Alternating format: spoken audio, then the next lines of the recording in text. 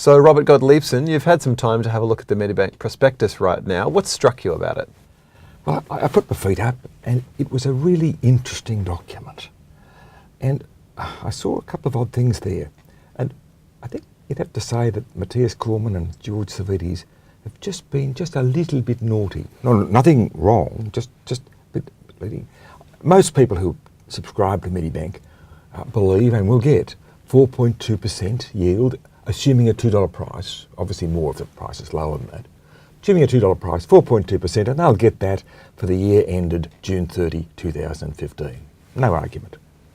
But if you look carefully into the prospectus, you see that to get that yield, Medibank is paying far more of its profits out in dividends than it plans to do in the future.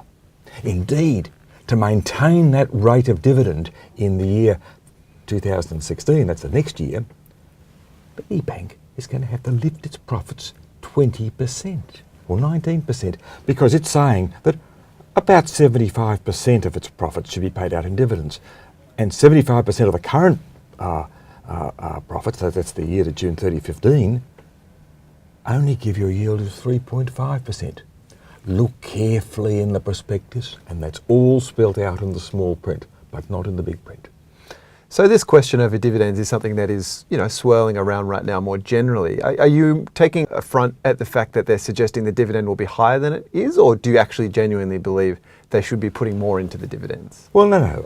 I think that they're quite right, that 75% is all they should pay out. It's a good strategic situation. It's just that the ordinary punter, the bloke who reads the newspapers, the person who reads the newspapers, thinks they're going to get longer term at least a 4.2% yield on the basis of a $2 share price.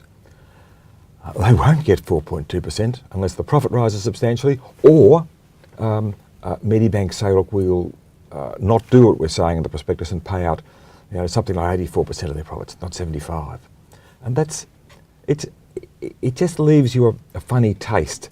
Look, what George and Matthias should have done is say, right, we are going to pay out the dividend rate that we can sustain on the current level of profits, and that's what it is. Instead of that, they've inflated the yield to get a higher price in the market. A little bit naughty. Now, one of the common pieces of commentary we've seen since is that it's always good to invest in healthcare, so surely that holds true here. I suppose it does. And look, Medibank is a great company. George Savvides has done a great job with that company. But as I looked at the thing in the prospectus, I noticed that the profit in the year to June 30, 2015 actually doesn't rise, but it's steady. And why is this so? It's because the investment income is going to fall. I expect it to fall.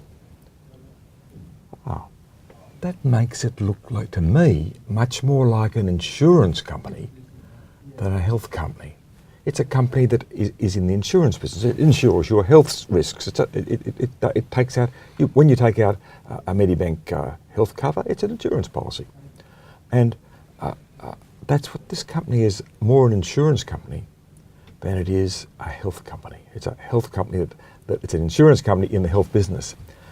And we've put a PE ratio on it of 21.3 based on $2 a share. That's high for an insurance company. So with all that considered, why do you think it's a value in the short term? Because I think they're going to squeeze the Australian institutions. Most of these Australian institutions have a portfolio based on the index. So they've got to have so many Medibank shares to maintain their situation with the index. And if they get squeezed, they'll either have to bid up for it in the float, or they'll have to buy later.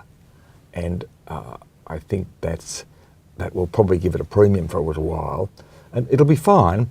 It's just that if they don't maintain the current dividend rate, and people suddenly realise the yield is going to go down,